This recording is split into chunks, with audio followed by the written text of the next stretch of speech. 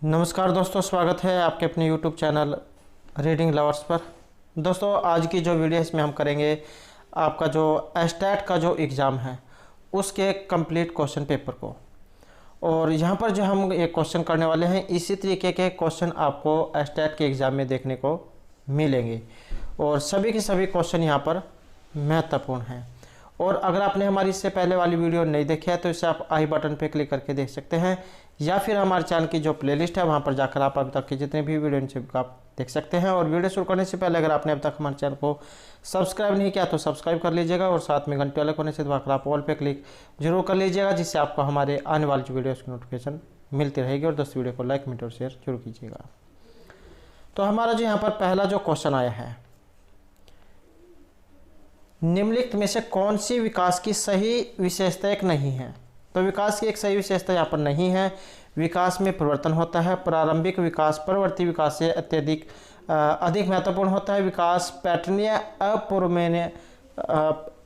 अपूर्व अनुमेय होता है। यह विकास में व्यक्तिगत भिन्नता होती है। तो यहाँ पर ये नहीं जो है इसमें क्वेश्चन आया है, और इसी प्रकार के आप जो क्वेश्चन जो है एग्जाम में देखने को आपको मिलेंगे नहीं वाले। तो यहाँ पर जो हमारा सी आंसर जो है ये ऑप्शन सी वाला रहेगा। विकासात्मक पैटर्न पूर्व अनुमेय होता है। तो बालक के विकास से अगर हम बात करें, बालक के जो विकास है इससे तात्पर्य होता है बालक के विकास की प्रक्रिया। बालक के विकास की प्रक्रिया उसके जन्म से पूर्व गर्भावस्था में ही शुरू हो जाती है, और विकास की इस प्रक्रिया में वह गर्भ, शैशव, बाल्य, किशोर, प्रौढ़ इन अवस्थाओं से गुजरता हुआ परिपक्वता की स्थिति को प्राप्त करता है। मानव विकास की अगर अवस्था एग्जाम में आ जाए तो सबसे पहले जो है इनकी जो गर्भ अवस्था, शैशव, बाल्य, किशोर, युवा, प्रौढ़, वृद्धावस्था इनको माना जाता था। 7 अवस्थाएं जो थी इनको माना जाता था। उसके बाद जो है यहाँ पर इसमें कुछ परिवर्तन हुआ, और ज़्यादातर जो विद्वान है फिर ये 4 ही जो अवस्थाएं हैं उन्हीं को अब मानने लगे हैं। शैशव, बाल्य, किशोर और वयस्क अवस्था को या फिर युवावस्था। शैशव जो है जन्म से 6 वर्ष तक की मानी गई है। बाल्यावस्था 6 से 12, किशोर 12 से 18 और वयस्क अवस्था 18 से मृत्यु तक मानी गई है। शैशव अवस्था जो होती है इसमें अनुकरण और दोहराने की तीव्र प्रवृत्ति बच्चों में पाई जाती है, और बच्चे का जो समाजीकरण है वो भी यहीं से शुरू होता है। और इस काल में जिज्ञासा की तीव्र प्रवृत्ति बच्चों में पाई जाती है। दूसरी जो अवस्था है बाल्यावस्था 6 से 9 वाली, या 6 से 12 की आप कह सकते हैं। तो इस काल में बच्चों में चिंतन एवं तर्क शक्तियों का जो विकास है वो हो जाता है। और तीसरी जो अवस्था किशोरावस्था 12 से 18 वाली है, और इस अवस्था को जो जीवन के तूफान काल कहा गया है। तो यह है तूफान काल की अवस्था। तो इन्हीं अवस्थाओं में से 3 अवस्था में एग्जाम में पूछा जाता है, शैशव, बाल्य और किशोर में से। तो यहाँ पर यह विकासात्मक पैटर्न जो है पूर्व अनुमेय वाला बताया गया है।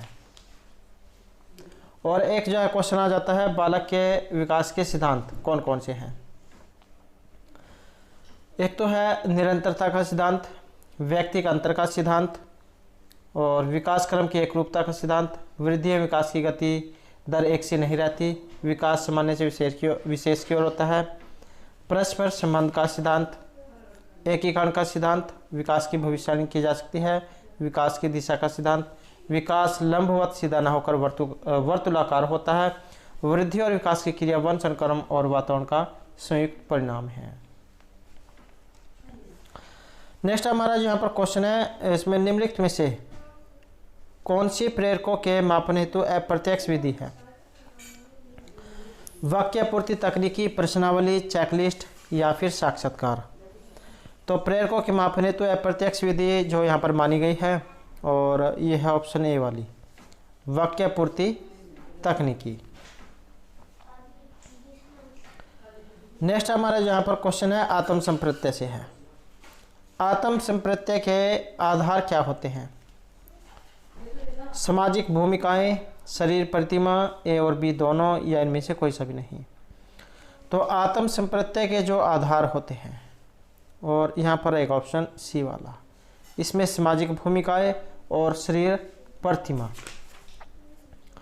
तो इनको इसमें लिया गया है। नेक्स्ट जो हमारे यहाँ पर क्वेश्चन है, निम्नलिखित में से कौन सी जुंग के द्वारा प्रदत्त अंतःमुखी चिंतन प्रकार व्यक्तित्व की एक विशेषता नहीं है। तो ये जो मनोवैज्ञानिक है जुंग, इनके द्वारा दी गई अंतःमुखी चिंतन प्रकार व्यक्तित्व की एक विशेषता नहीं है। आत्म केंद्रित, आशावादी, अपने स्वयं के बौद्धिक कामकाज में मगन होना, या तथ्यों के आधार पर सिद्धांतों का साथ देने वाला। तो यहाँ पर अंतर्मुखी आया है, तो ये होता है जो स्वयं में ही रहता है, दूसरे से ज़्यादा जो है बातचीत नहीं करता है, तो वो होता है अंतर्मुखी वाला। अब यहाँ पर इसमें व्यक्तित्व की एक विशेषता नहीं है और ये माना गया है ऑप्शन बी को, आशावादी जो है यहाँ पर इसमें माना गया है।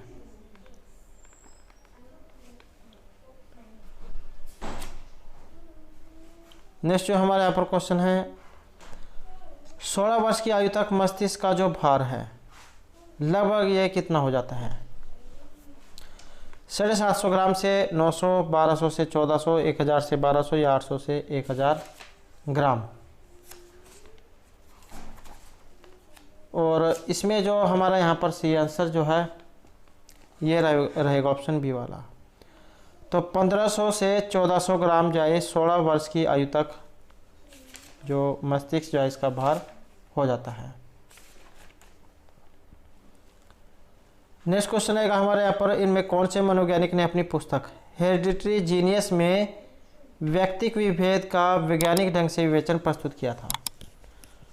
तो ये जो यहाँ पर मनोवैज्ञानिक जो है वो आपने बताना है कि इनमें से कौन थे।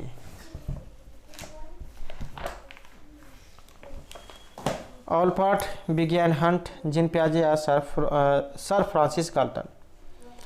और यहाँ पर सी आंसर है ऑप्शन डी वाला, सर फ्रांसिस गाल्टन। तो ये जो है यहाँ पर ये जिनके द्वारा ये पुस्तक है हेरिडिटरी जीनियस, इनके जो रचयिता है फिर यहाँ पर माने गए हैं।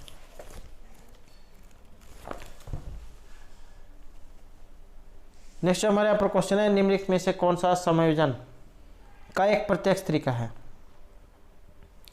दमन करना, प्रतिगमन, प्रत्याहार तथा आज्ञाकारिता या फिर युक्तिकांड।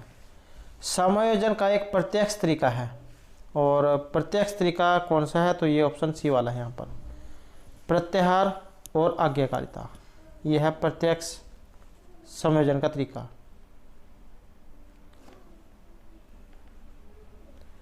नेक्स्ट हमारे यहाँ पर क्वेश्चन है, निम्नलिखित में से कौन सा उन्मुखीकरण, ये जो उन्मुखीकरण जो है कोहलबर्ग के द्वारा दिए गए नैतिक विकास के सिद्धांत के उत्तर रूढ़िगत स्तर के अंतर आती है। तो ये है यहाँ पर उन्मुखता, ये उन्मुखता है यहाँ पर कोहलबर्ग के द्वारा नैतिक विकास का जो सिद्धांत दिया गया था, नैतिक विकास के सिद्धांत के उत्तर रूढ़िगत सिद्धांत के अनुसार आती है। अब यहाँ पर एक क्वेश्चन ये भी बन जाता है, कोहलबर्ग इनका कौन सिद्धांत है, यह है नैतिक विकास का सिद्धांत। और इनके उत्तर रूढ़िगत स्तर के अंतर आती है दंड एवं आज्ञाकारिता, सामाजिक अनुबंध, उत्तम लड़का या अच्छी लड़की, कानून और सामाजिक व्यवस्था। और इसमें जो आती है तो ये ऑप्शन सी यहाँ पर रहेगा, सामाजिक अनुबंध जो है ये इसके अंतर्गत आता है। और ये अवस्था अपने इनकी कोहलबर्ग की है नैतिक विकास का सिद्धांत, तो ये आपको याद होनी चाहिए।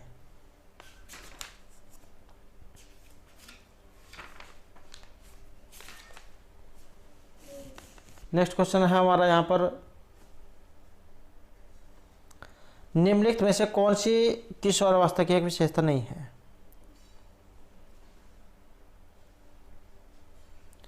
संवेगात्मक स्थिरता, विरोधी मानसिक दशाएं, व्यवसाय की चिंता या वीर पूजा की भावना। किशोरावस्था की एक विशेषता नहीं है और ये है ऑप्शन एक वाली, ये जो संवेगात्मक स्थिरता जो है यहाँ पर ये किशोरावस्था की विशेषता एक नहीं है। किशोर अवस्था की अवस्था जो होती है 12 से 18 साल की मानी गई है। यह वह समय होता है जिसमें व्यक्ति बाल्यावस्था से परिपक्वता की ओर उन्मुख होता है और इस अवस्था में किशोर की लंबाई एवं भार दोनों में वृद्धि होती है और साथ ही मांसपेशियों में भी वृद्धि होती है। 12 से 14 वर्ष की आयु के बीच लड़कों की अपेक्षा लड़कियों की लंबाई एवं मांसपेशियों में तेजी से वृद्धि होती है एवं 14 से 18 वर्ष की आयु के बीच लड़कियों की अपेक्षा लड़कों की लंबाई एवं मांसपेशियों में तेजी से वृद्धि होती है। इस काल में प्रजनन अंग जो है वो विकसित होने लग जाते हैं एवं उनकी काम की मूल प्रवृत्ति जागृत हो जाती है और इस अवस्था में किशोरियों की बुद्धि का विकास पूर्ण विकास हो जाता है। उनके ध्यान केंद्रित करने की क्षमता बढ़ जाती है, समझ शक्ति बढ़ जाती है और उनमें स्थायित्व आने लग जाता है और इस अवस्था में मित्र बनाने की जो प्रवृत्ति है वो तेज होती है एवं मित्रता में प्रगाढ़ता भी इस दौरान सामान्य बात है। तो इसी तरीके से इस अवस्था में व्यक्ति का जो सामाजिक संबंध है इसमें भी जो है वृद्धि होती है और यौन समस्या इस अवस्था की सबसे बड़ी समस्या है। इस अवस्था में जो नशा अपराध की ओर उन्मुख होने की अधिक संभावना रहती है। इसी कारण से इस अवस्था को जीवन के तूफान का काल कहा गया है। और ये संवेग जो है ये भी महत्वपूर्ण है। संवेग जो है इनके बारे में कई बार एग्जाम में पूछ लिया जाता है, संवेग कितने हैं, तो ये संवेग जो है ये 14 जो बताए गए हैं। संवेग के प्रकार 14 हैं, जैसे भय, घृणा, करुणा, आश्चर्य, आत्माभिमान, भूख, कृतिभाव, क्रोध, वात्सल्य, कामुकता, आत्महीनता, एकाकीपन, अधिकार भावना, आमोद। तो इस प्रकार के संवेग हैं 14। और ये जो संवेग जो शब्द है इसकी अगर हम उत्पत्ति की बात करें कैसे इसका निर्माण हुआ है, तो ये जो संवेग जो शब्द है, संवेग के लिए अंग्रेजी का शब्द है इमोशन और इस शब्द की जो उत्पत्ति है ये लैटिन भाषा के इमोवियर इससे हुई है, जिसका अर्थ होता है उत्तेजित होना। तो इस प्रकार से संवेग को व्यक्ति की उत्तेजित दशा भी कहा गया है। मनुष्य जो अपनी रोजाना की जो जिंदगी है इसमें सुख दुख, भय, क्रोध, प्रेम, ईर्ष्या, घृणा ये सभी देखता है। ये सभी जो उनके जीवन में आते हैं, चाहे आज हो या कल हो, तो ये इनका आना जाना लगा रहता है। तो वह ऐसा व्यवहार किसी उत्तेजनावश करता है और ये अवस्था संवेग होती है। और ये जो वुडवर्थ जो है उन्होंने संवेग के ऊपर अपनी परिभाषा दी थी, संवेग व्यक्ति की उत्तेजित दशा है। तो ये वुडवर्थ जो है इनकी परिभाषा है। ये नेक्स्ट क्वेश्चन है यहाँ पर, उन ज्ञान अथवा कौशलों का कथन जिन्हें विद्यार्थी को अनुदेशन के बाद सीख जाना चाहिए कहलाते हैं। तो उन ज्ञान अथवा कौशल का कथन जिन्हें विद्यार्थी को अनुदेशन के बाद सीख जाना चाहिए: विषय वस्तु विश्लेषण, व्यक्तिगत शिक्षा कार्यक्रम, अनुदेशनात्मक उद्देश्य या सामान्य लक्षण। और यहाँ पर है ऑप्शन सी वाला, अनुदेशनात्मक उद्देश्य। नेक्स्ट जो हमारे यहाँ पर क्वेश्चन है, निम्नलिखित में से कौन सा अच्छी स्मृति का एक लक्षण नहीं है?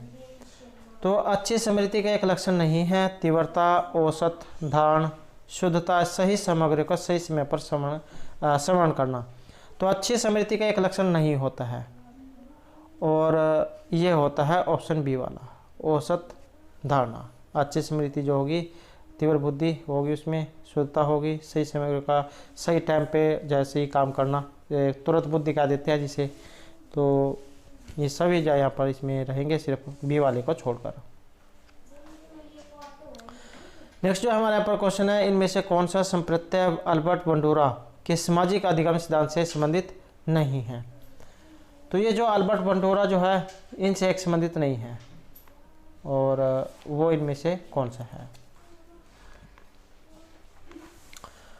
मॉडलिंग, अनुकूलन, अनुकरण या फिर अवलोकन।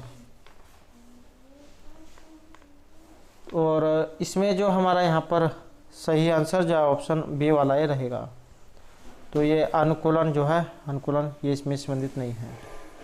और एक क्वेश्चन ये बन जाता है, अल्बर्ट बंडूरा का जो सिद्धांत था कौन सा है? तो सामाजिक अधिगम का सिद्धांत इनका रहेगा यहाँ पर ये, तो इससे संबंधित नहीं था ये अनुकूलन।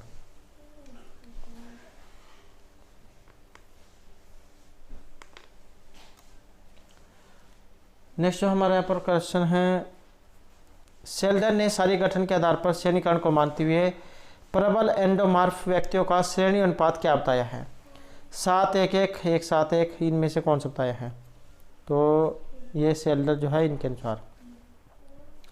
और इन्होंने जो यहाँ पर बताया है तो ये ऑप्शन 1 वाला बताया गया है, 7, 1 और 1। नेक्स्ट जो हमारे यहाँ पर क्वेश्चन आएगा, एरिक्सन जो है इनके अनुसार व्यक्तित्व विकास की 5वीं अवस्था कौन सी है। तो ये जो एरिक्सन जो मनोवैज्ञानिक है इनके अनुसार व्यक्तित्व विकास की 5वीं अवस्था, परिश्रम, प्रियता बनाम हीनता, पहचान बनाम भूमिका संभ्रांति, प्रगाढ़ता बनाम विलगन और उत्पादनशीलता बनाम स्थिरता। तो व्यक्तित्व विकास की 5वीं अवस्था, और इसमें रहेगा ये ऑप्शन बी वाला, पहचान बनाम भूमिका संभ्रांति। नेक्स्ट हमारे यहाँ पर क्वेश्चन रहेगा, इनमें से कौन सा, ये जो जेफरी गिलफोर्ड जो है इनके द्वारा प्रदत्त सृजनात्मकता का एक तत्व नहीं है। प्रवाहिता, उद्भवन, लचीलापन या फिर मौलिकता।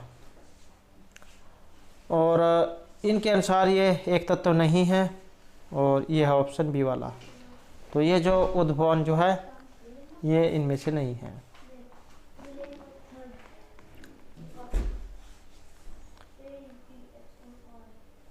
नेक्स्ट क्वेश्चन है, निम्नलिखित में से कौन सा अधिगम के धनात्मक स्थानांतरण का एक प्रकार नहीं है। अधिगम के धनात्मक स्थानांतरण का एक प्रकार, पार्श्व स्थानांतरण, क्रमिक स्थानांतरण, क्षैतिज स्थानांतरण या शून्य स्थानांतरण। तो अधिगम के धनात्मक स्थानांतरण का एक प्रकार यहाँ पर नहीं है, और यह है ऑप्शन डी वाला, शून्य स्थानांतरण। धनात्मक आ गया है तो इसका मतलब बात पॉजिटिव होनी चाहिए। तो पार्श्व, क्रमिक, क्षैतिज ये यहाँ पर रहेगा, और शून्य स्थानांतरण यहाँ पर नहीं है। नेक्स्ट है हमारे यहाँ पर क्वेश्चन सिगमंड फ्रायड से। ये जो सिगमंड फ्रायड जो है इनके द्वारा प्रदत्त मनोलैंगिक अवस्था एक नहीं है। तो वो जो मनोलैंगिक जो अवस्था यहाँ पर इनमें नहीं है, और वो कौन सी है। और इनके अनुसार जो यहाँ पर बताई गई है तो ये ऑप्शन बी वाली रहेगी, स्वायत्त अवस्था। यही जो यहाँ पर इसमें नहीं है। नेक्स्ट क्वेश्चन है, यहाँ पर किसने कहा था कि मनोविज्ञान जीवित जीव जंतुओं के बर्ताव का धनात्मक विज्ञान है, और ये इसमें से कौन सा है। तो यही जो आपने यहाँ पर बताना है। Sir William McDougall, sir Francis Galton, Max Wertheimer या विलियम जेम्स। और इसमें जो हमारा यहाँ पर सी आंसर जो है ऑप्शन ए वाला रहेगा। तो ये जो सर विलियम मैकडूगल जो है ये हमारा सी आंसर है यहाँ पर। तो मनोविज्ञान जीवित जंतुओं के बर्ताव का धनात्मक विज्ञान है सर विलियम मैकडूगल के अनुसार। हेलो, जो यहाँ पर क्वेश्चन है, इनमें कौन सी शिक्षा मनोविज्ञान में अध्ययन की मनोभौतिकी एक विधि नहीं है। न्यूनतम परिवर्तन की विधि अथवा सीमा की विधि, स्थिर उद्दीपक की विधि, औसत अथवा मध्य त्रुटि की विधि, व्यक्तिगत अभिवृत्ति में परिमार्जन। तो शिक्षा मनोविज्ञान में अध्ययन की मनोभौतिकी विधि नहीं है, और यह है ऑप्शन डी वाली, व्यक्तिगत अभिवृत्ति में परिमार्जन। तो यह विधि यहाँ पर नहीं है। और इसके अलावा जो मनोवैज्ञानिक है इनके अनुसार जो विधियाँ दी गई हैं इनके बारे में एग्जाम में आ जाता है। किंडरगार्टन पद्धति, ये इसके जो प्रतिपादक या जिनके द्वारा दी गई थी तो ये थे फ्रोबेल। इस पद्धति में बालक को खेल, गीतों और उपहारों के द्वारा शिक्षा दी जाती है। मोंटेसरी जो पद्धति है या विधि कह सकते हैं, इसमें इसके प्रतिपादक जो है ये देन है मारिया मोंटेसरी की। और इस पद्धति में बालक विभिन्न प्रकार के उपकरणों से खेलकर अक्षरों, अंकगणित, रेखागणित इनका ज्ञान प्राप्त करता है। तीसरी है ह्यूरिस्टिक पद्धति। इस पद्धति का जो प्रतिपादक है ये आर्मस्ट्रांग है। और इस पद्धति में बालक शिक्षक यंत्र और पुस्तकों की सहायता से स्वयं ज्ञान का अर्जन करते हैं। और प्रोजेक्ट पद्धति इसके हैं किलपैट्रिक। इस पद्धति में बालक किसी योजना को व्यक्तिगत या सामूहिक रूप से पूर्ण करता है। किलपैट्रिक के द्वारा दी गई थी प्रोजेक्ट पद्धति। इस पद्धति में बालक किसी योजना को व्यक्तिगत या सामूहिक रूप में पूर्ण करता है। मॉडल बनाना, अभिनय, कहानी पढ़ना, सुनना, ये इसके उदाहरण हैं। और छठी जो है हमारी यहाँ पर ये जिसमें आपकी बेसिक शिक्षा, गैर योजना, यूनिटी का योजना, ये शिक्षा पत्तियाँ जो यहाँ पर इसमें आ जाती हैं। नेक्स्ट जो हमारे यहाँ पर क्वेश्चन है,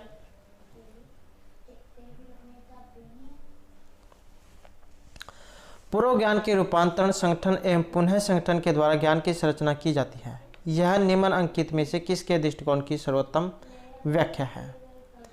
जीन पियाजे, वाइगोत्स्की, फ्रायड या अल्बर्ट बंडूरा की? तो पूर्व ज्ञान के रूपांतरण, संगठन एवं पुनः संगठन के द्वारा ज्ञान की संरचना की जाती है। तो ये जो यहाँ पर मानी गई है, ये जीन पियाजे जो है इनकी मानी गई है।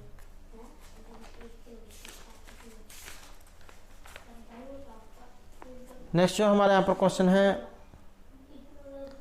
ये जो जीन पियाजे जो है इनके समज्ञानात्मक विकास के सिद्धांत के अनुसार ज्ञान का आधारभूत निर्माण खंड इनमें से क्या कहलाता है? जीन पियाजे के समज्ञानात्मक विकास के सिद्धांत के अनुसार स्कीमा, आत्मसात्करण, समविष्टिकरण या समतुलनीकरण? और इसमें रहेगा ऑप्शन 1 वाला ये। तो जीन पियाजे का जो समज्ञानात्मक जो विकास का सिद्धांत है, इसके अनुसार ज्ञान का आधारभूत निर्माण खंड जो है ये स्कीमा कहलाता है।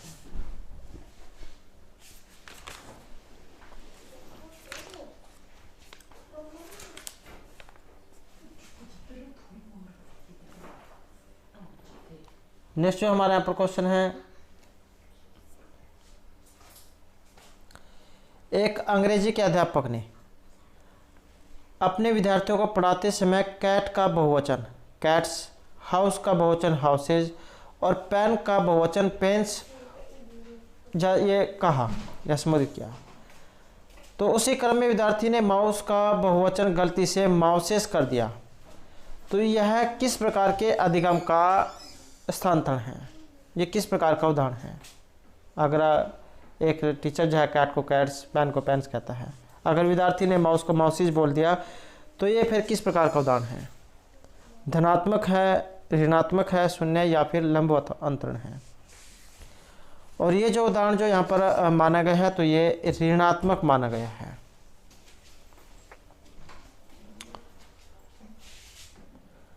नेक्स्ट जो हमारे यहाँ पर क्वेश्चन रहेगा, निम्नलिखित में से कौन सा उद्दीपन के वस्तुनिष्ठ बाह्य निर्धारक है? तो यहाँ पर में उद्दीपक, ये जो उद्दीपक जो है इसका उद्दीपक का वस्तुनिष्ठ बाह्य निर्धारक है अभिरुचि, आदत, जिज्ञासा या उद्दीपन की अवधि। और इसमें रहेगा ऑप्शन डी वाला है, उद्दीपन की अवधि। नेक्स्ट रहेगा यहाँ पर, मुरे के द्वारा प्रतिपादित प्रासंगिक अंतःबोध परीक्षण व्यक्तित्व के किस सिद्धांत से संबंधित है? सीएल गुण का सिद्धांत, सीएल गुण प्रकार सिद्धांत या मनोविश्लेषणात्मक सिद्धांत? तो मुरे के द्वारा प्रतिपादित प्रासंगिक अंतःबोध परीक्षण व्यक्तित्व के किस सिद्धांत से संबंधित है? और इसका जो संबंध है ये मनोविश्लेषणात्मक जो सिद्धांत है इससे माना गया है।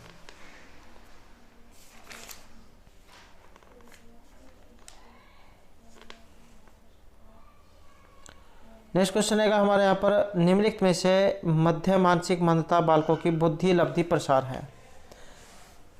तो यहाँ पर है ये मध्य मानसिक वाली।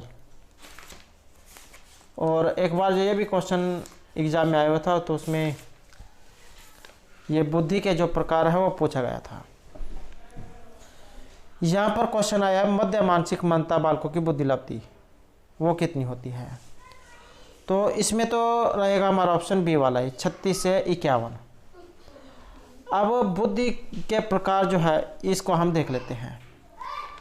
तो 20 से 25 वाले सबसे नीचे से हम शुरू कर लेते हैं। जो है 20 से 25 की वो होते हैं महामूर्ख, और 25 से 50 वाले इनको कहा जाता है मूर्ख बुद्धि।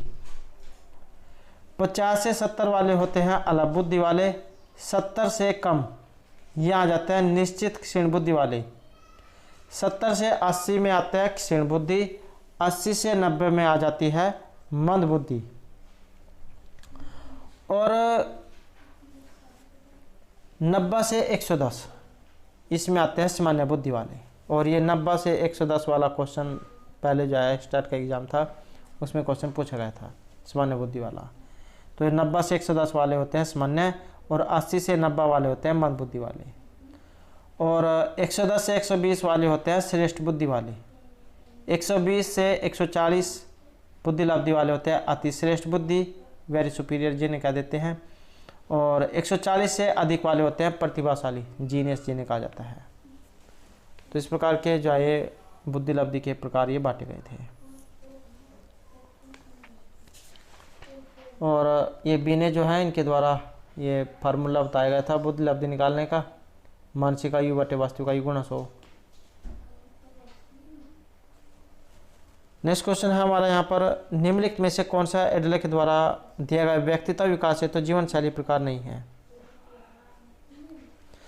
आलसी टाइप, शासकीय, तिकड़मी, बच कर निकल जाने वाला, जैसा। तो एडलर के द्वारा प्रदत्त व्यक्तित्व विकास है तो जीवन शैली का प्रकार नहीं है। और यहाँ पर है ये ऑप्शन एक वाला, ए वाला, आलसी टाइप वाला। नेक्स्ट जो हमारे यहाँ पर क्वेश्चन है, रोसा सही धब्बा परीक्षण। ये हरमन रोसा इनका नाम था, और इन्होंने जाए सही धब्बा परीक्षण जाए किया था। तो कितने कार्ड जो इनके द्वारा ये उपयोग में लाए गए थे? और इसमें 10, 12, 15 या फिर 28, और ये थे ऑप्शन ए वाला। तो 10 जो कार्ड है वो इनके द्वारा प्रयोग में लाए गए थे।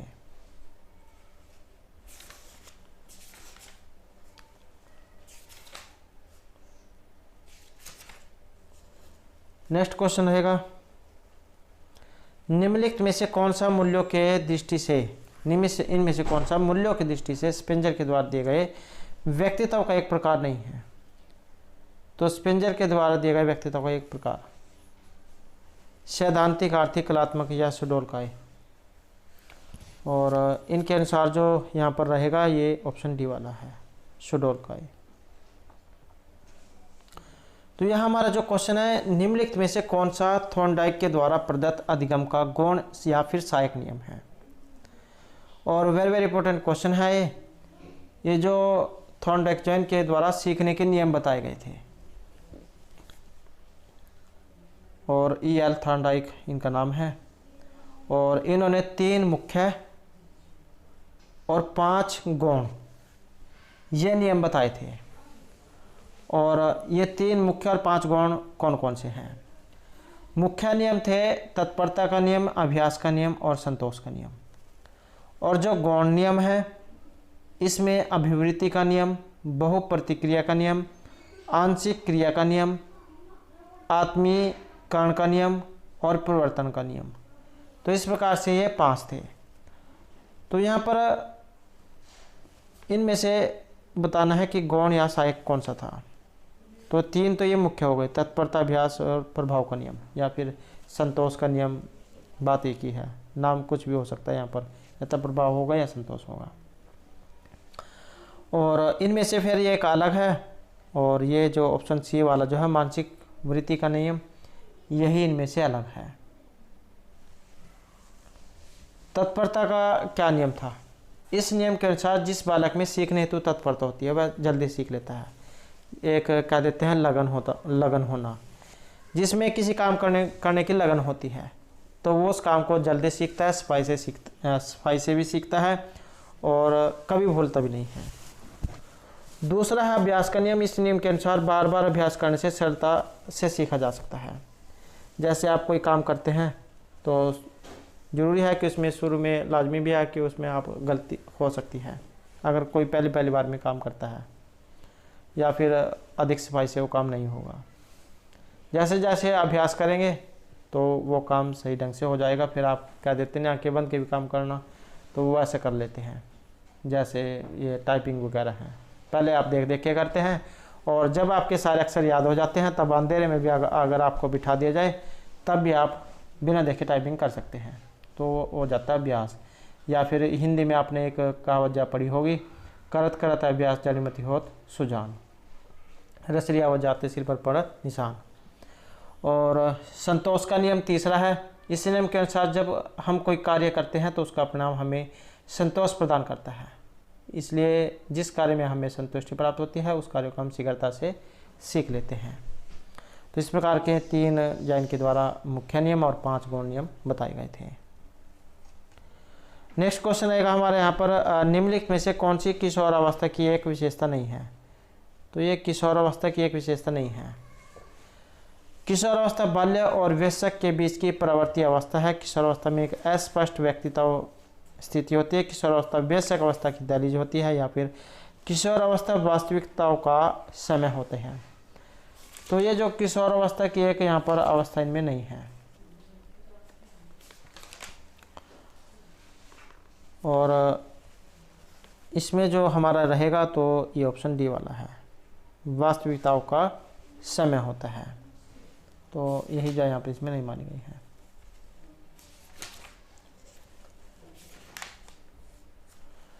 तो दोस्तों ये थे हमारे यहाँ पर जब बाल विकास एवं शिक्षा शास्त्र से संबंधित महत्वपूर्ण क्वेश्चन।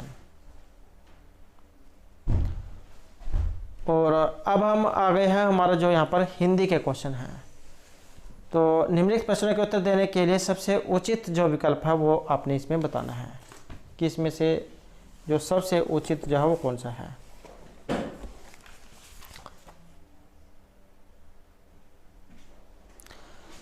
तो इसमें आया है ये निजवाचक सर्वनाम वाला। निजवाचक क्या होता है? निज का मतलब होता है अपना, जो अपने बारे में हो।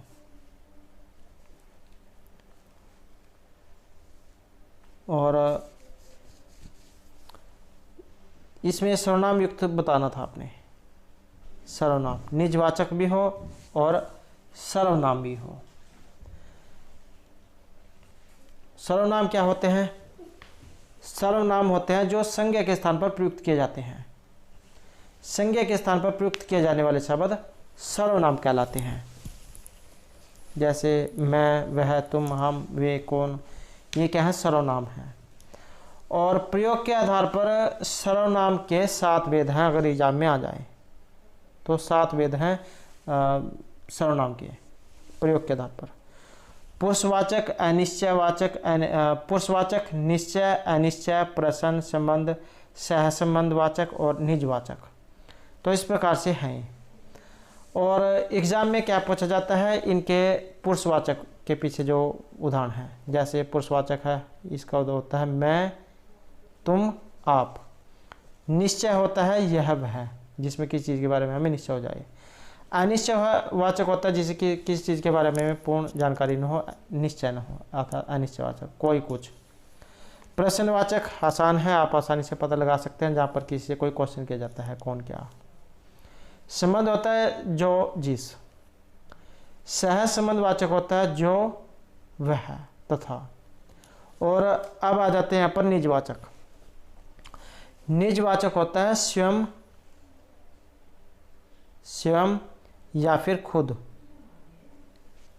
यह होता है आपका निजवाचक सर्वनाम। तो आप अत्यंत आकर्षक व्यक्तित्व के स्वामी हैं, लड़के आप चले जाएंगे, आप लोग शांत हो जाए, आप हुजूर जरूर पधारें। और इसमें जो रहेगा ये ऑप्शन बी वाला माना गया है, लड़के आप ही चले जाएंगे। तो निजवाचक सर्वनाम जो उसका बताया गया है।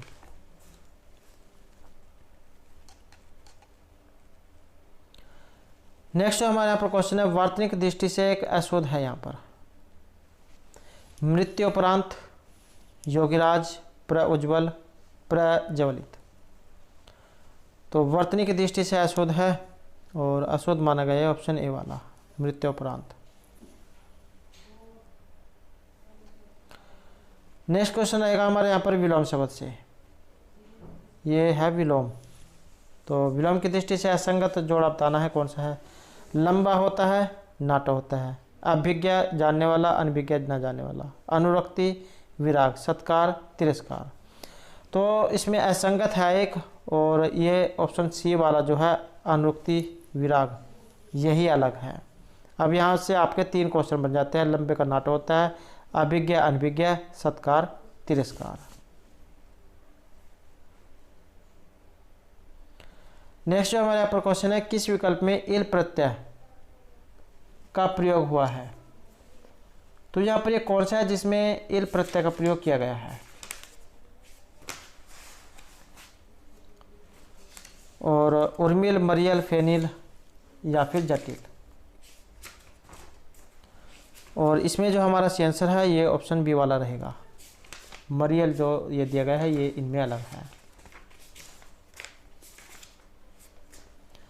और प्रत्यय की अगर हम बात करें, प्रत्यय होते हैं 3, कृदंत, तद्धित और स्त्री प्रत्यय।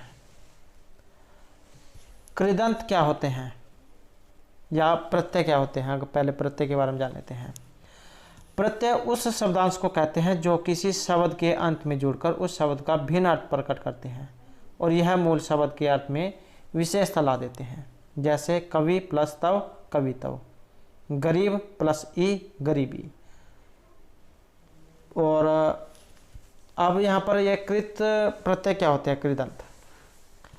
कृत प्रत्यय क्रिया या धातु के अंत में प्रयुक्त होते हैं।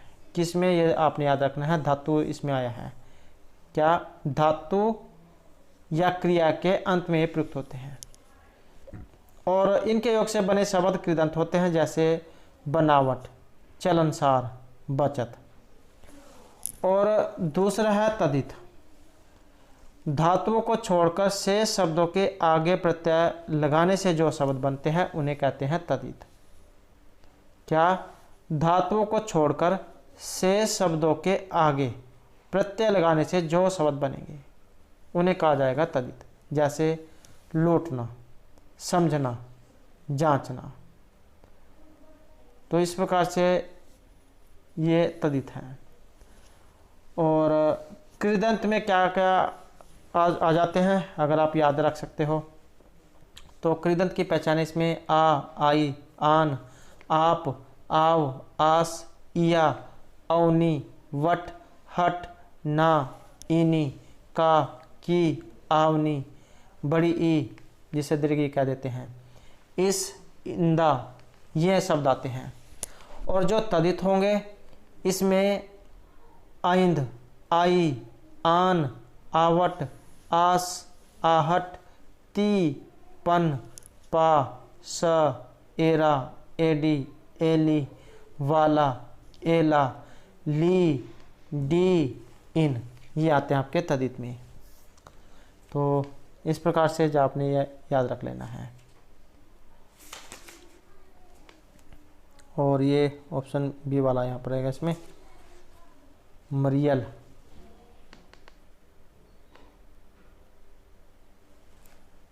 नेक्स्ट रहेगा हमारा, इनमें से एक बकरी जो है इसका पर्यायवाची नहीं है। तो बकरी जो है इसका एक पर्यायवाची इनमें नहीं है और वो कौन सा है? वर्धकी, छागी, अजा, छेरी। और यहाँ पर ये ऑप्शन ए वाला जो है वर्धकी, ये इनमें नहीं आता है तो ये अलग है।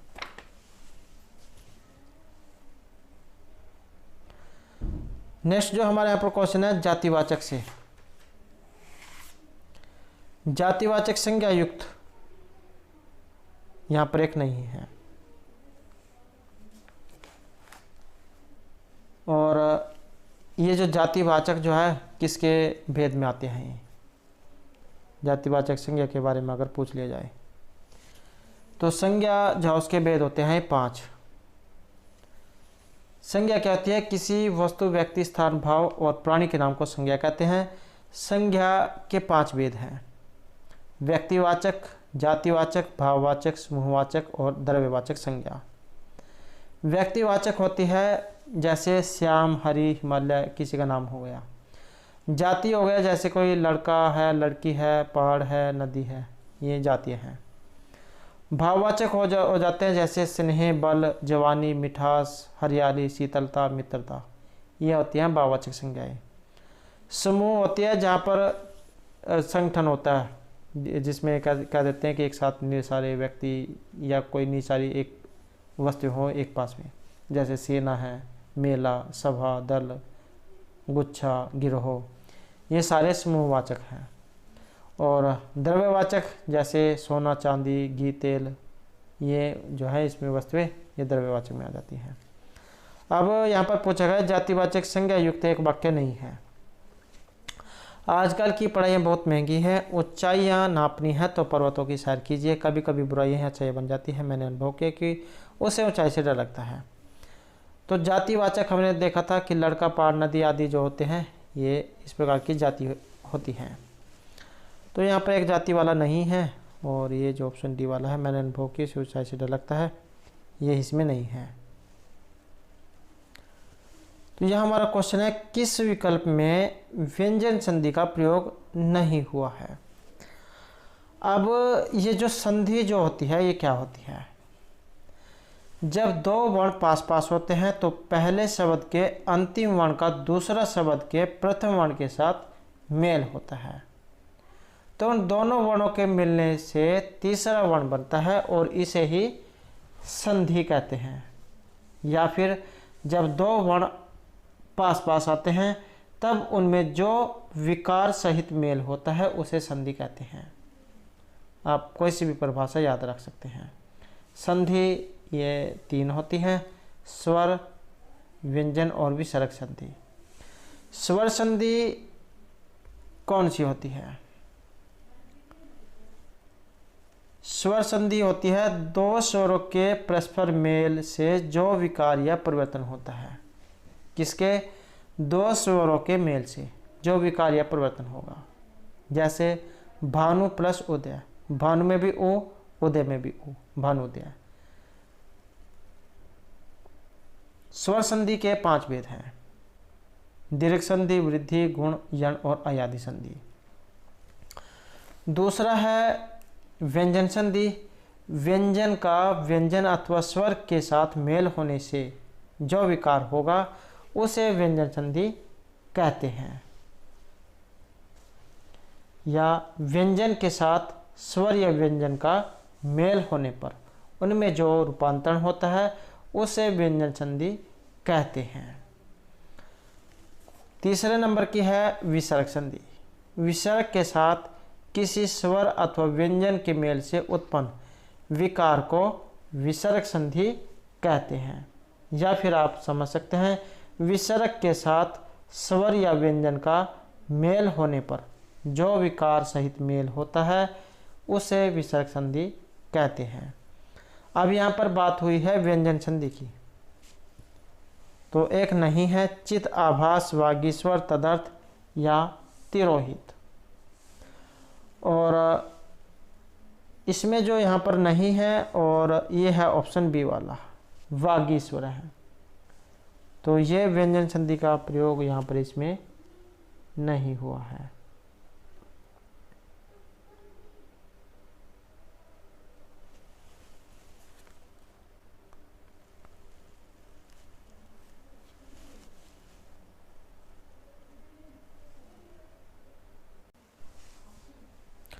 तो यह हमारा क्वेश्चन है कि किस विकल्प में व्यंजन संधि का प्रयोग नहीं हुआ है। तो व्यंजन संधि का यहाँ पर प्रयोग नहीं हुआ है और ये ऑप्शन डी वाला है, तिरोहित। इसमें है विसर्ग संधि, तो व्यंजन संधि का इसमें प्रयोग नहीं हुआ है। ये व्यंजन संधि के अगर हम उदाहरणों की बात करें, जैसे जगन्नाथ, जगत प्लस नाथ, और जगदीश, जगत प्लस ईश, जगदीश्वर, जगत प्लस ईश्वर, शरत चंद्र, शरत प्लस चंद्र, उल्लास, उत प्लस लास, उज्ज्वल, उत प्लस ज्वल, उद्घाटन, उत प्लस घाटन, सच्चरित्र, सत प्लस चरित्र, उन्नति, उत प्लस नति, षड आनंद, सट प्लस आनंद, सदगुरु, सत प्लस गुरु, प्रतिछवि, प्रति प्लस छवि, वागदान, वाक प्लस दान, वांग्मयम, वाक प्लस में, चिन्मयम, चित्त प्लस में, सन्मार्ग, सत प्लस मार्ग, दिगंत, दिक प्लस अंत। तो ये सभी जो है व्यंजन संधि के उदाहरण हैं। इसमें ये चौथा 5वां अक्षर जो है हो जाता है। जैसे है चिद, चित्त प्लस आ, त था द तीसरा हो गया, वागीश्वर, का खा गा तीसरा अक्षर हो गया, तदर्थ, तत् प्लस अर्थ, त था द तीसरा अक्षर हो गया। तो ये व्यंजन संधि के हैं। नेक्स्ट क्वेश्चन हमारे यहाँ पर शुद्ध वाक्य का चयन कीजिए। तो ये शुद्ध वाला बताना था। यह काम कोई वकील से ही हो सकता है। मैंने उनका धन्यवाद किया। कृपया दरवाज़ा बंद करने की कृपा करें। हम सभी में मानवीय दुर्बलताएं हैं। और इसमें जो रहेगा ये ऑप्शन डी वाला मानवीय है कि हम सभी में मानवीय दुर्बलताएं हैं। अगला क्वेश्चन है कि यहाँ पर समाज की दृष्टि से एक अलग है। अब जो समाज जो है उसकी दृष्टि से एक अलग है और वही जो आपने बताना है। अब समाज क्या होता है?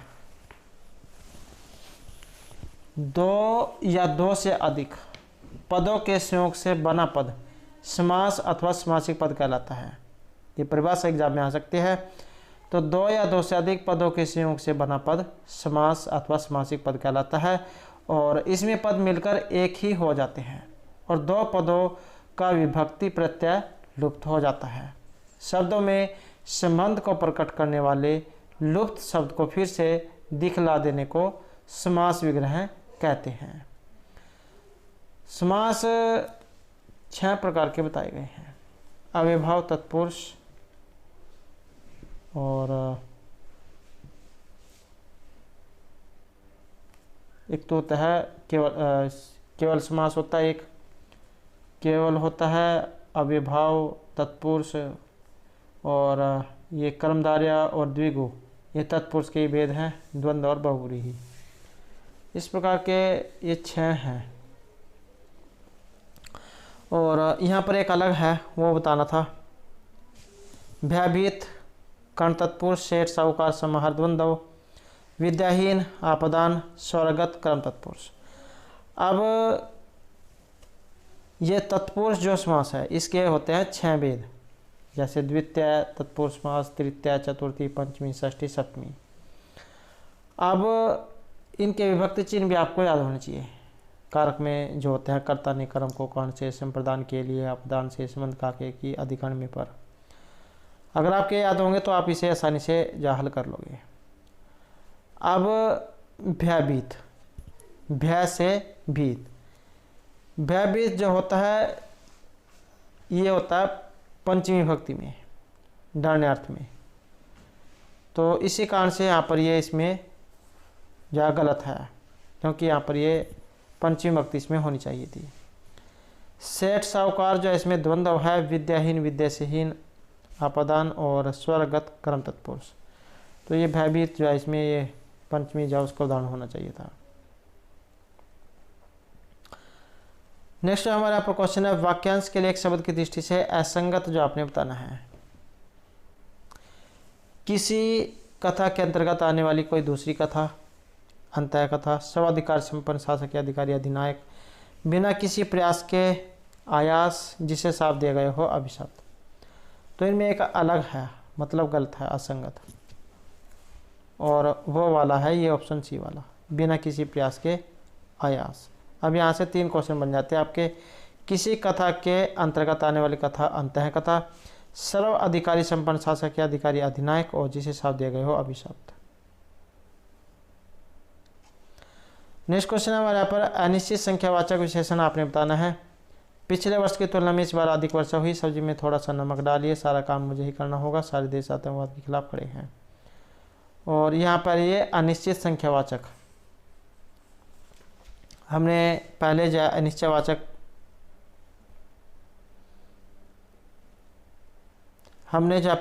ये अनिश्चयवाचक पढ़ा था, जहाँ पर किसी वस्तु या कोई भी संख्या जो होती है उसके बारे में पूरी जानकारी न हो, अनिश्चय कोई कुछ वाली। तो वो अनिश्चित संख्यावाचक ही आपने बताना है इसमें। पिछले वर्ष की तुलना में अधिक वर्षा हुई, तो इसमें जो यहाँ पर सी आंसर जो है ये ऑप्शन रहेगा डी वाला। तो ये डी वाला जो यहाँ पर इसमें सी आंसर माना गया है कि सारा देश आतंकवाद के खिलाफ खड़ा है, क्योंकि इसमें यहाँ पर कोई निश्चित जो संख्या उसके बारे में नहीं पता लगा है। 10 जन कि यहाँ पर 10 बंदे हैं, 20 हैं, 50 हैं, 1000 हैं, कितने हैं। तो इसी कारण से यहाँ पर ये अनिश्चित संख्या वाला रहेगा। अगला क्वेश्चन है यहाँ पर सकर्मक से, और ये है क्रिया वाला। क्रिया क्या होती है? जो शब्द किसी कार्य के करण्यात्मक होने का बोध कराते हैं तो उसे कहते हैं क्रिया। क्रिया के होते हैं 2 भेद, सकर्मक और अकर्मक। सकर्मक होती है जिन क्रियाओं का कोई कर्म होता है, और क्रिया का फल कर्ता पर न पड़कर किसी और पर पड़ता है उसे कहते हैं सकर्मक क्रिया, जैसे रिया दूध पीती है। और दूसरी होती है अकर्मक क्रिया, जिन क्रियाओं का कोई क्रम नहीं होता और क्रिया का फल किस पर पड़ेगा, कर्ता पर पड़ेगा, वे अकर्मक होती है। यहाँ पर सीधे अर्थ में आप समझ सकते हैं। अकर्मक होती है जिसमें दो ही चीज हों, और सकर्मक होती है उसमें तीन होंगी, तीन काम होंगे। कर्ता जो अकर्मक है उसमें दो काम होंगे, सकर्मक में तीन होंगे। जैसे सकर्मक है रिया दूध पीती है, रिया का काम क्या है, दूध पीना। अकर्मक होती है जिसमें काम ना हो, रीमा दौड़ रही है, शुभम सो रहा है, तो ये है अकर्मक की। यहाँ पर सकर्मक के बारे में पूछा गया है। भिखारी मंदिर के बाहर चिल्ला रहे थे, मछलियाँ तालाब में तैर रही हैं, दाऊद सड़क पर दौड़ रहे हैं, बहन ने बाई को मिठाई खिलाई। अब यहाँ पर तीन काम होने चाहिए थे, तो तीन काम ये किस में है, और ये ऑप्शन डी वाले में है। बहन भी है, बाई भी है, मिठाई भी है, और खाने का काम भी है। तो बहन ने बाई को मिठाई खिलाई, तो यहाँ पर बहन, बाई और मिठाई, ये तीन काम होने चाहिए सकर्मक के लिए। नेक्स्ट क्वेश्चन यहाँ पर किस विकल्प में अव्ययभाव समास है। आसानी से आप पता कर सकते हैं अव्ययभाव समास की पहचान, जिसमें शुरू में अव्यय या उपसर्ग दिया गया हो तो होता है अव्ययभाव समास। इसमें देख सकते हैं अव्यय उपसर्ग किस में है, और इसमें जो हमारा रहेगा तो ये है ऑप्शन सी वाला, अवसर वंचित। ये जो यहाँ पर अव्ययभाव समास इसका बताए गए हैं। इसके उदाहरण जैसे यथाशक्ति, प्रतिदिन, प्रतिक्षण, आमरण, निरोग, ये अव्ययभाव समास जो है इसके उदाहरण हैं। हेलो क्वेश्चन है प्रत्येक दृष्टि से असंगत, जो आपने बताना है यहाँ पर कौन सा है। गृहस्थ प्लस एक, दिष्ट प्लस एक, अभिजात प्लस त्या, पाणिनि प्लस बड़ी ई, और यह पाणिनि प्लस यह अलग है। यहाँ पर एक गलत, और ये ऑप्शन सी वाला है अभिजात है। अब यहाँ से तीन क्वेश्चन आपके बन जाते हैं, गृहस्थ प्लस एक गृहस्थिक, दिष्ट प्लस एक दृष्टिक, और पाणि प्लस ई है पाणिनि है। नेक्स्ट क्वेश्चन है किस विकल्प में आ उपसर्ग का प्रयोग हुआ है। तो किस में आ उपसर्ग का प्रयोग हुआ है वही आपने यहाँ पर बताना है। आधिकारिक, आधुनिक, आलंबित या आरण्यक, और ये उपसर्ग होते हैं जो शुरू में लगते हैं, प्रत्यय बाद में, उपसर्ग शुरू में। आ वाला बताना है कौन सा है, और आ वाला जो यहाँ पर लगा है ये ऑप्शन बी में लगा है, आधुनिक में। Now we come to English language. Choose the part of sentence that is grammatically correct. That's twice I have been forgetting to bring my diary to work this week. Options हैं that's twice, I have been forgetting to bring my diary to work this. Details में देख लेते हैं। That's twice I have been forgetting. Forgetting नहीं forgotten होता है। So this is the right answer. This is the right option. Next question है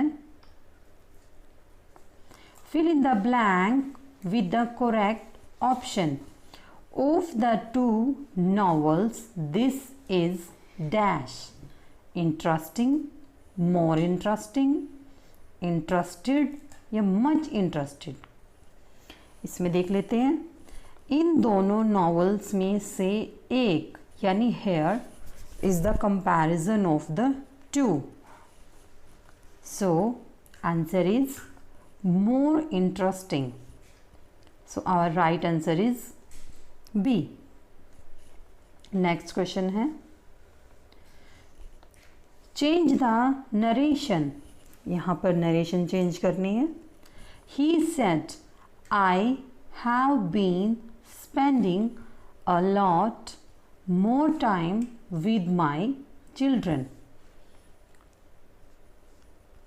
Options हैं He told me that he had been spending a lot more time with his children. He told me that he is spending a lot more time with my children. He told me that he had spent a lot more time with his children. He said that he spends a lot more. इसको details में देख लेते हैं. He said, said को told में change करना है. जो यहाँ पर इसमें भी गिवन है, बी में भी गिवन है, सी में भी. सो डी में गिवन नहीं है. This is correct. Now we have 3 option. Set के बाद आई को ही में कन्वर्ट करेंगे. सो हेयर यहाँ पर मी, फिर आई को दोबारा, क्योंकि यहाँ पर ऐसे ऑप्शंस में जहाँ पर ये यहाँ पर कोई वर्ड नहीं होता तो उसमें हमें खुद को लेना पड़ता है. तो आई को हमें ही में चेंज करना है. दैट ये यहाँ पर ही. हैव को हमने हैड में चेंज करना है. मी, दैट, ही, इज़, यहाँ पे इज़ आ गया. This option is cut. Told me that he had spent, यहाँ पर ये भी कट हो गया है. तो ये राइट आंसर है. He had been spending a lot more time with. माई को, माई क्या है? फर्स्ट पर्सन है, तो माई को हम ही में चेंज करेंगे तो यहाँ पर हिज आ जाएगा. His children. So our right option is A. Next question है, fill in the blank with correct present perfect continuous tense. Who dash was coming to see met this morning. यानी आपको सुबह कौन मिलने आ रहा है. यहाँ पर क्वेश्चनिंग हो रही है, क्वेश्चनिंग फॉर्म में है ये. ऑप्शंस देख लेते हैं. You should say, did you say, you did say, did you say that. अब इसमें 2 ऑप्शंस तो ऑलरेडी कट हो जाते हैं, ऑप्शन ए और ऑप्शन सी, क्योंकि ये इंटेरोगेशंस में है तो हमें इसका आंसर भी इंटेरोगेशन में ही देना है. और ये भी ध्यान रखना है कि प्रेजेंट परफेक्ट कंटिन्यूस टेंस, तो इसमें आएगा हु. अब इसमें देख लेते हैं 2 ऑप्शन बचे हैं हमारे पास. डिड और उसके बाद यू से. whom did you say, क्योंकि दैट यहाँ पर नहीं आएगा. So our right answer is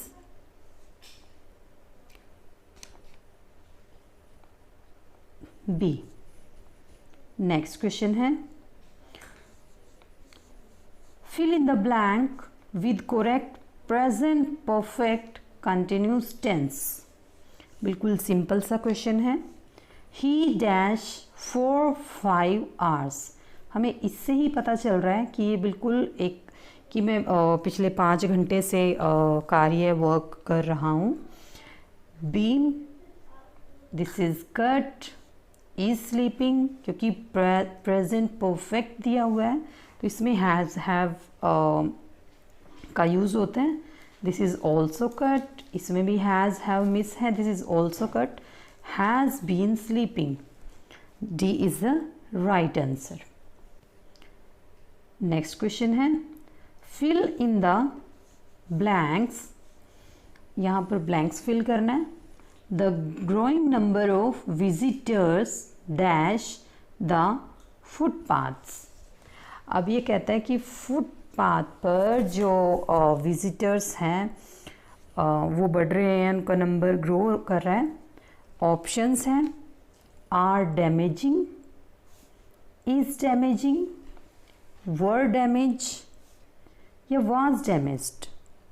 इस क्वेश्चन में हमें सिंपल फॉर्म में देखना है कि यहाँ पर ये जो वर्ड है ये सिंगुलर है या प्लूरल है, क्योंकि एक सिंपल एक टेंस का क्वेश्चन है।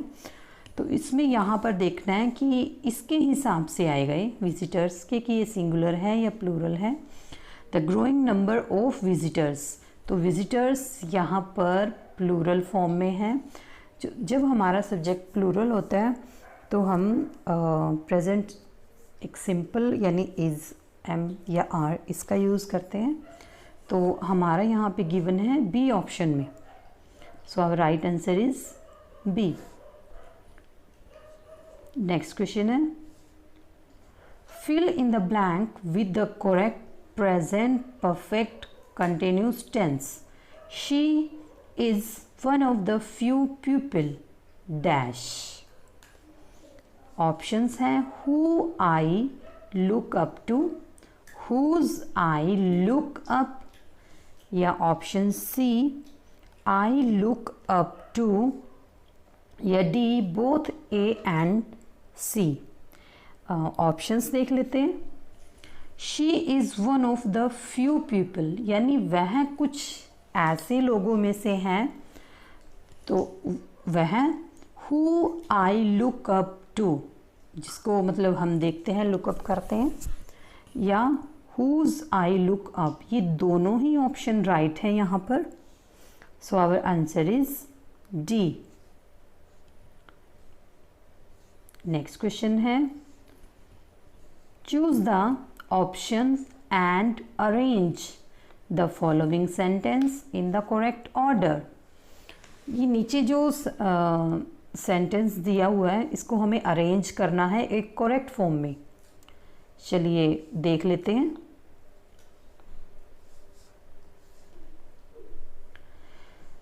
Resigned to sack him, had he not, we would have been forced। सबसे पहले हमने देखना है ये यहाँ से इसको हम उठाएंगे had he not। सो ए और सी ऑप्शन पहले ही कट हो जाते हैं, बच्चे हमारे पास बी और सी।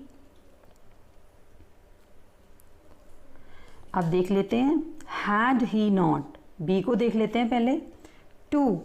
टू सैक हिम, या one had he not resigned। had के पास पहले had, फिर सब्जेक्ट, फिर नेगेटिव और फिर वर्ब। ये करेक्ट फॉर्म बन रहा है। पहले सब्जेक्ट, पहले हेल्पिंग वर्ब, फिर सब्जेक्ट, फिर नेगेटिव फॉर्म और फिर वर्ब। तो यहाँ पर ये राइट सिंटेक्स बन रहा है। had he not resigned, हम डी के हिसाब से देख रहे हैं। we would have been forced to sack him, तो ये यहाँ पर एक कंप्लीट सेंटेंस बन रहा है। So here right answer is D. Next है, change the sentence into passive. अब यहाँ पर हमें ये सेंटेंस पैसिव फॉर्म में करना है। someone has picked my pocket, यानी किसी ने मेरी पॉकेट को पिक्ड कर लिया है, मेरी पॉकेट चुरा लिया है। तो 54 का अब इसको देख लेते हैं। यहाँ पर जो ये समवन, जब हम इसको पैसिव फॉर्म बनाएंगे तो हम समवन को कट करेंगे, क्योंकि समवन जो है वो आंसर में हमें आंसर में इसका ओमिशन हो जाता है। सो अब इसमें देख लेते हैं माई पॉकेट, तो अब इसको यहाँ से उठाएंगे। माई पॉकेट इज़, क्योंकि यहाँ पर जो हेल्पिंग वर्ब है ये यही यूज़ करना है। सो उसके हिसाब से ऑप्शन ए कट हो जाता है। इसमें somebody गिवन है, no this is also wrong. My pocket pick, यहाँ पर हैज़ का ओमिशन है। So our right answer is D, my pocket has been picked, क्योंकि ये ग्रामेटिकल तरीके से बिल्कुल सही है। नेक्स्ट क्वेश्चन है, choose the grammatically correct sentence. अब इसमें ग्रामेटिकली करेक्ट सेंटेंस बताना है हमें। No sooner we reach the station and the train arrived. No sooner did we reach the station then the train arrived. No sooner did we reach the station, the train arrived. No sooner did we reach the station, the train arrived. अगर आपको याद होगा, no sooner के साथ always then का use होता है। सो हम इसमें देख लेते हैं किस में यूज़ हुआ है। no sooner, सो यहाँ ऑप्शन ए में देन का ओमिशन है, देन गायब है। नो सूनर देन, यहाँ पे देन गिवन है, यहाँ पे देन है लेकिन THEN है, दिस इज आल्सो कट। और ऑप्शन डी में भी देन नहीं है। So our right answer is B. Next है, fill in the blank with correct option. हमें करेक्ट ऑप्शन फिल करना है यहाँ पर। Dash they slept soundly. Soundly means सुख से, आराम से। डैश दे स्लेप्ट साउंडली, वो आराम से सो रहे हैं। ऑप्शंस देख लेते हैं। Hot though was the night air. Hot though the night air was. Hot was the night air that, hot although the night air was.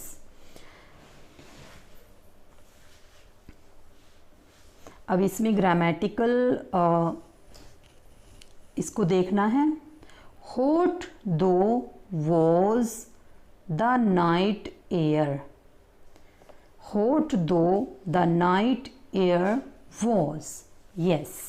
इनमें क्या डिफरेंस है ये देख लीजिए। हॉट दो, यहाँ पर जो हेल्पिंग वर्ब है वो द नाइट, यहाँ इसका सब्जेक्ट है उसके बाद आया है, तो ये यहाँ पर रॉन्ग यूज़ हुआ है ग्रामर का। Hot though the night air was, this is grammatically correct कि गर्मी होने के बावजूद रात को वो दे slept soundly. So our right answer is B. Next है, fill in the blank with correct present perfect continuous tense. Dash thinks that Julie should be given the job. अब इसमें देख लेते हैं। Neither of us, practically everyone, a number of pupil, or D, both A and B. अब इसको थोड़ा detail में देख लेते हैं। हमें इसमें फिल करना है present perfect continuous tense. Present perfect continuous क्या होता है, जिसमें हैज़ या हैव के साथ बीन ऐड होता है और वर्ब की फर्स्ट फॉर्म के साथ ING होता है। लेकिन यहाँ पर हमें उससे भी थोड़ा अलग देखना है। हमें यहाँ पर उससे बिल्कुल जो ये प्रेजेंट परफेक्ट की फॉर्मेशन बनाए, तो इसमें देख लेते हैं नाइदर ऑफ अस। यहाँ पे कंपैरिजन है कि नाइदर ऑफ अस, हमारे में से कोई भी नहीं। प्रैक्टिकली एवरीवन या फिर किसी एक को, तो ये भी यहाँ पे करेक्ट है और ये भी यहाँ पे करेक्ट है, ये दोनों इसमें यूज़ हो सकते हैं। और नंबर ऑफ पीपल यानी लोगों में से कोई एक, no this is not the right option, क्योंकि ए नंबर ऑफ पीपल नहीं होता है, या तो फिर ए लॉट ऑफ पीपल होता है या अदर वन। सो यहाँ पर ए और बी दोनों ऑप्शंस यूज़ हो सकते हैं। So our right answer is here D. Next है to have a bee in the bonnet means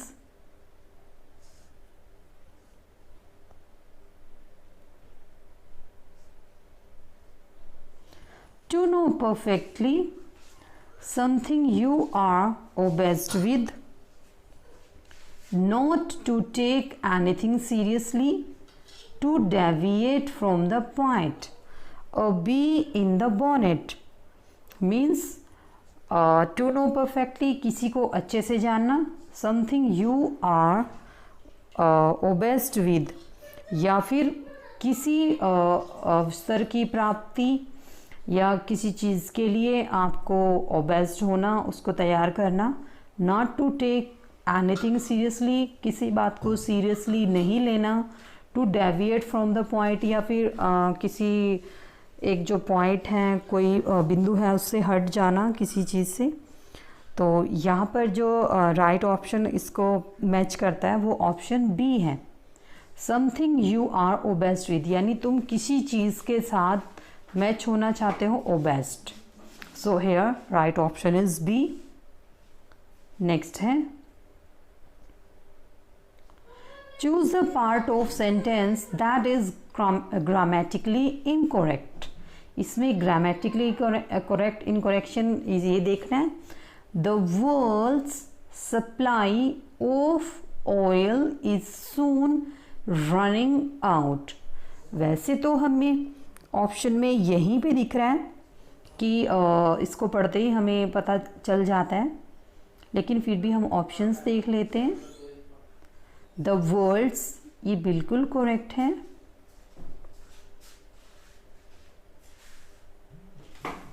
supply of oil, दुनिया में तेल की supply, is soon running out, running out नहीं होता है, रन आउट होता है। So our right option is C. Next है, the word juncture means, juncture का मीन्स होता है अपॉर्चुनिटी। ऑप्शंस देख लेते हैं। In a joyous manner, to put in danger, to sound harshly, point render critical by. In a joyous manner या एक खुशी का मैनर, खुशी के पल। टू पुट इन डेंजर खतरे में डालना। टू साउंड हार्शली, हार्शली कठोरता से बोलना।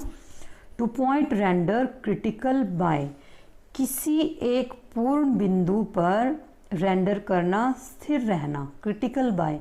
सो here the right option is D. तो अब आ जाते हैं हमारे यहाँ पर मैथ के क्वेश्चन। तो हमारा जो यहाँ पर पहला जो क्वेश्चन है, एक कोड भाषा में ये शब्द दिया गया है डिस्टेंस, इसको इस तरीके से लिखा गया है IDTATOEC। तो इस तरीके से इसे लिखा गया है, और ये जो डॉक्यूमेंट जो इसको इस तरीके से लिखा गया है। तो इसी के आधार पर आपने ये जो थ्रस्टे जो शब्द है इसको बताना है किस तरीके से ये लिखा जाएगा। तो ये डी है। अब अगर हम इसे देखें तो DI इसका बनाया गया है ID, TA का बनाया गया ये जो TA का TA। तो इसमें आप ये इस प्रकार से मिलान करके देख सकते हैं।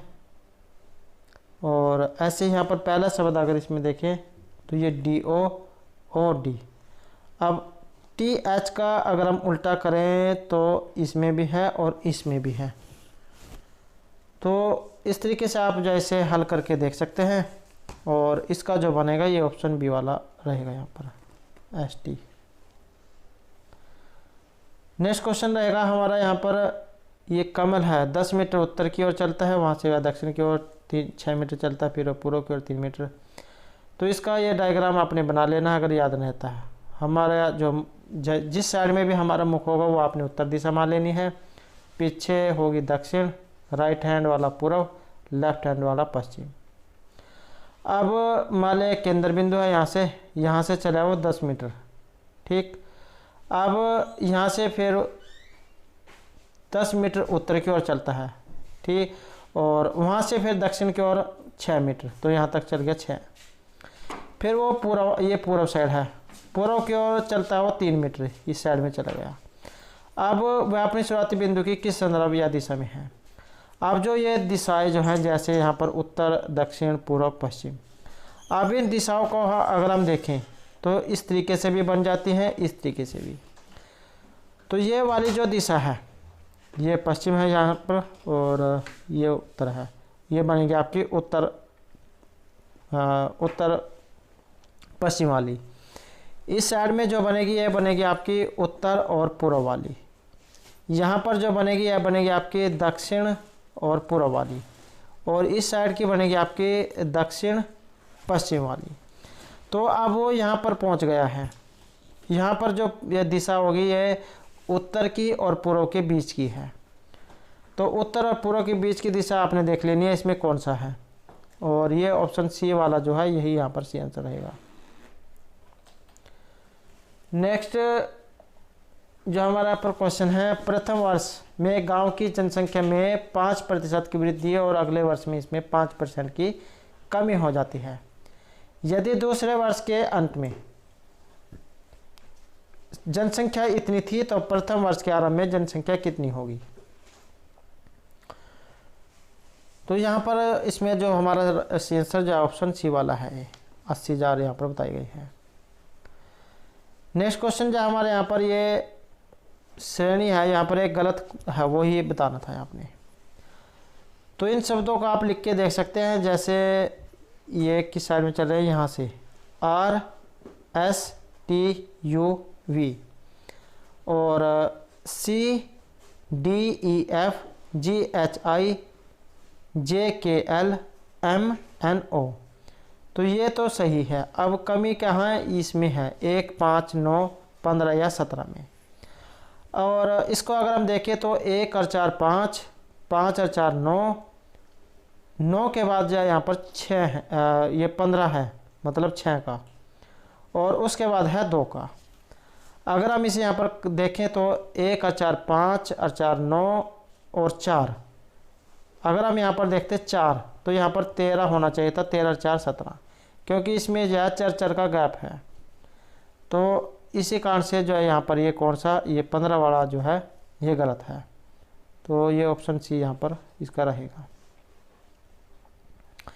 नेक्स्ट यहाँ पर 2 बैलों की त्रिज्या है 2:3 में और उनकी ऊंचाई है 5:3। तो उनके आयतनों के मध्य जो अनुपात है वो बताना है इसमें, और इसमें जो है ये ऑप्शन रहेगा बी वाला। तो ये 20:27 है इसमें। नेक्स्ट क्वेश्चन है यहाँ पर, ये संबंध वाला क्वेश्चन है। श्रीमान एक्स ने श्रीमती वाई के लिए कहा कि श्रीमती वाई मेरी माता के पोते की पत्नी है। ये पोतर जो है यहाँ पर इसका मतलब पोता।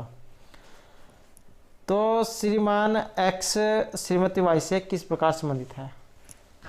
तो ये संबंध बताना है एक्स का वाई से, और इस वाले जो क्वेश्चन होते हैं आपने अपने ऊपर रख कर फिर इनको हल करना है। अगर हम यहाँ पर देखें तो श्रीमती वाई मेरी माता के पोते की पत्नी, तो ये लंबा चला गया यहाँ पर, माता के पोता की पत्नी। तो इसमें जो यहाँ पर क्या लगेगा, पिता, दादा, पति या ससुर। तो इसमें जो बनेगा ये उसका जो ससुर है ये बनेगा। नेक्स्ट यहाँ पर वर्गों का क्रम बदले बिना और प्रत्येक वर्ण को एक बार प्रयोग करते हुए ये हर्टलेस एक शब्द दिया गया है, ये वाला, ये एक शब्द दिया गया है ये वाला। कितने स्वतंत्र सार्थक शब्दों में इसे विभाजित किया जा सकता है, 1, 2, 3 या 4 में। और इसका है ये ऑप्शन सी वाला, तो 3 में इसे बांटा जा सकता है। नेक्स्ट क्वेश्चन है यहाँ पर, एक परीक्षा में 27% विद्यार्थी हैं जो अंग्रेजी में क्या हुए हैं, अनुत्तीर्ण, फेल हो गए, और 38% विज्ञान में हुए अनुत्तीर्ण। यदि 19% दोनों विषय में अनुत्तीर्ण हुए हों, इंग्लिश में भी, अंग्रेजी में भी और विज्ञान में भी, तो दोनों विषयों में उत्तीर्ण का प्रतिशत बताना है कितना है, और इनका है ये ऑप्शन बी वाला 54%। नेक्स्ट क्वेश्चन है, यहाँ पर एक श्रेणी है और वो बतानी है आपने। निम्न संख्या श्रेणी के अगला पद इसमें कौन सा आएगा, ये जो क्वेश्चन मार्क दिया गया है।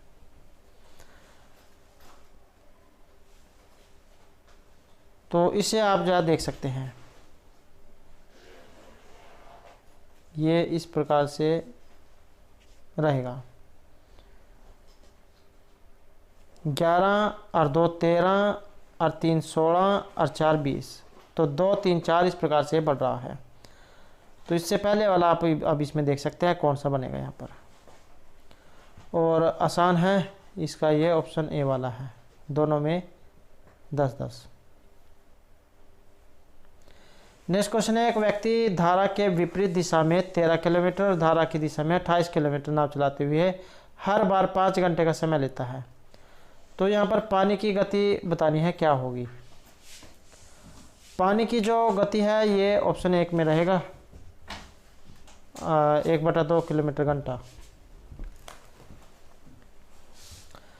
नेक्स्ट क्वेश्चन है, यदि श्याम 1 से 100 तक के सभी पूर्ण अंक लिखता है तो वह कितनी बार 3 लिखता है। 19 11 20 या 21 बार।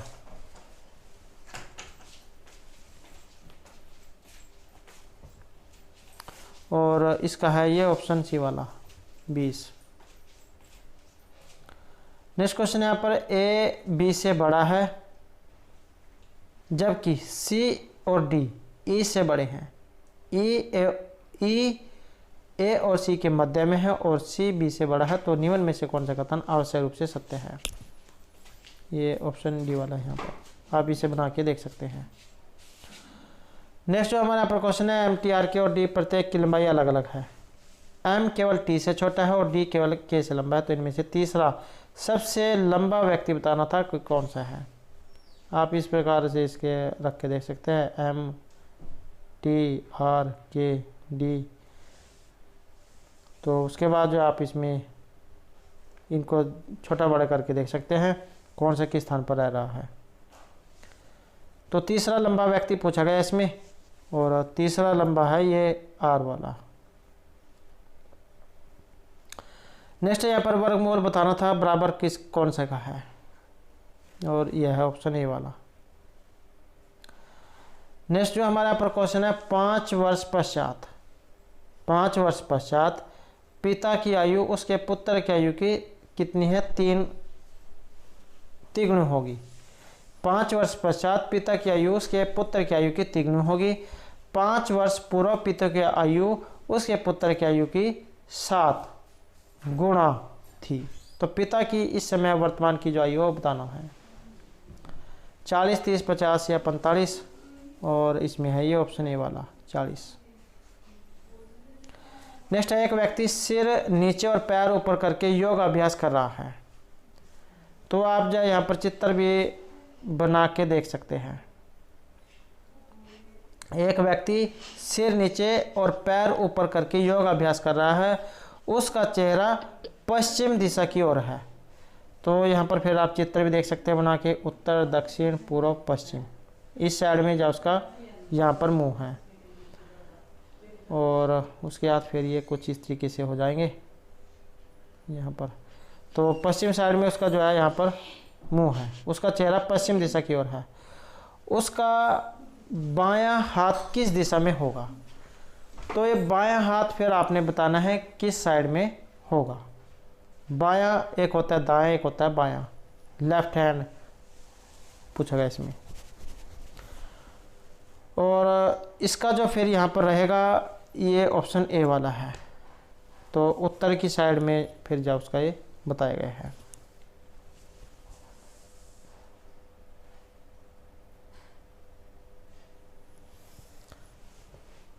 नेक्स्ट जो हमारे यहाँ पर क्वेश्चन है, 2 नल ए और बी एक टंकी को पूर्णतः भरने में क्रमशः 30 और 36 मिनट लेते हैं। दोनों नलों को खोल दिया जाए तब ए को बंद करना चाहिए कि टंकी 18 मिनट में भर जाए।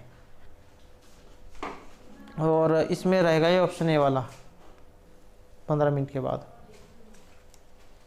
नेक्स्ट है 10% वार्षिक ब्याज दर पर अर्धवार्षिक चक्रवृद्धि करने पर 800 रुपये एक राशि 926.10 रुपये कितने वर्ष में बन जाएगी।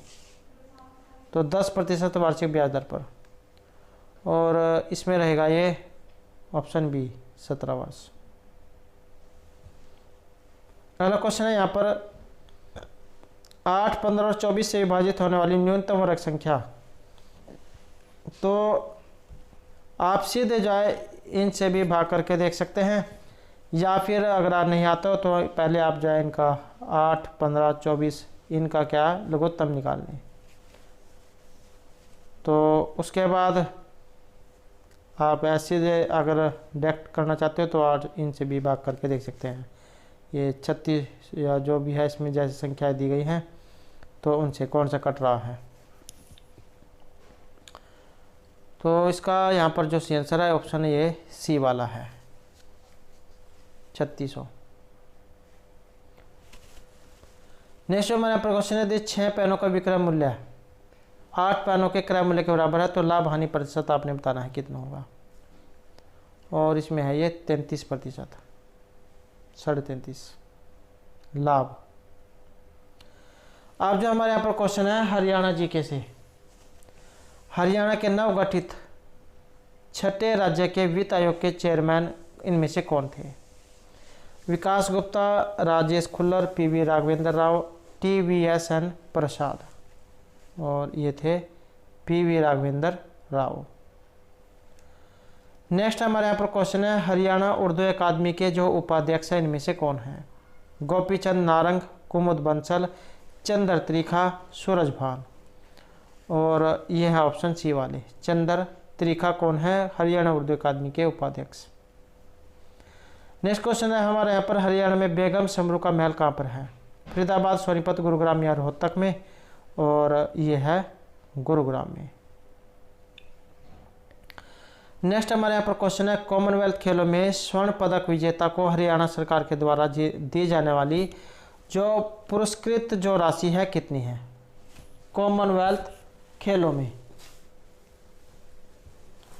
और ये पुरस्कार राशि एग्जाम में जब पहले भी कई बार पूछी जा चुकी है,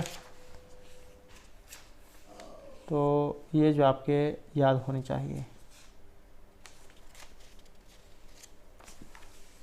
और इसमें जो हमारा यहाँ पर सही आंसर जो है ऑप्शन रहेगा डी वाला ही। तो इसमें जो राशि है ये 1.5 करोड़ जो है इतनी है।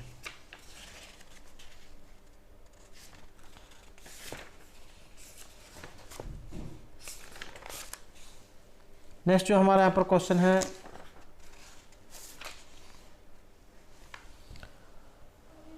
1857 के विद्रोह के दौरान रोहतक का जो जिलाधीश इनमें से कौन था। कब इसमें पूछा गया ये 1857 के विद्रोह के दौरान।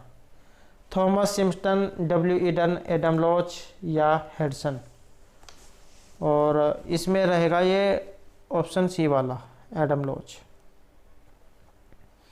नेक्स्ट क्वेश्चन है हमारे यहाँ पर क्षुद्र नदी जो कि घग्गर की एक सहायक नदी है। चोटांग, साहिबी, दोहन या इंदौरी। और यह है चोटांग नदी, या तो चौतांग दिए गए होगा या फिर चोटांग। नेक्स्ट है यहाँ पर टिक्कर झील, ये हरियाणा के किस जिले में है। रोहतक, पंचकुला, करनाल, कैथल में। और यह है पंचकुला में। नेक्स्ट है यहाँ पर हरियाणा विधानसभा जो अक्टूबर 2019 के चुनाव के बाद गठित की गई कौन से नंबर की थी। 12वीं, 13वीं, 14वीं या 15वीं। और ये थी 14वीं। नेक्स्ट है यहाँ पर विनोद फोगाट को हाल ही में किस राष्ट्रीय पुरस्कार से सम्मानित किया गया है। द्रोणाचार्य अवार्ड, अर्जुन अवार्ड, राजीव गांधी खेल रत्न अवार्ड या ध्यानचंद अवार्ड। तो विनेश फोगाट को हाल ही में ये राष्ट्रीय पुरस्कार से सम्मानित किया गया था। और इसमें है ऑप्शन सी वाला ये राजीव गांधी खेल रत्न अवार्ड से। नेक्स्ट क्वेश्चन है यहाँ पर किस शहर का प्राचीन नाम कन्नौज था। महेंद्रगढ़, अंबाला, कैथल या सोनीपत का। और ये कन्नौज जो नाम है ये महेंद्रगढ़ जो है इनका नाम था। महत्वपूर्ण क्वेश्चन है। खनिजों वाला भी अगर क्वेश्चन आ जाए तो इसमें भी महेंद्रगढ़ सबसे पहले स्थान पर है। तो दोस्तों ये थे हमारे आज के यहाँ पर आपके स्टेट के जो एग्ज़ाम है उसके लिए कुछ महत्वपूर्ण क्वेश्चन जो आपके एग्ज़ाम के लिए महत्वपूर्ण रहेंगे। और दोस्तों अगर आपने अब तक हमारे चैनल को सब्सक्राइब नहीं किया तो सब्सक्राइब कर लीजिएगा। और हमारे साथ अंत बनाने के लिए धन्यवाद।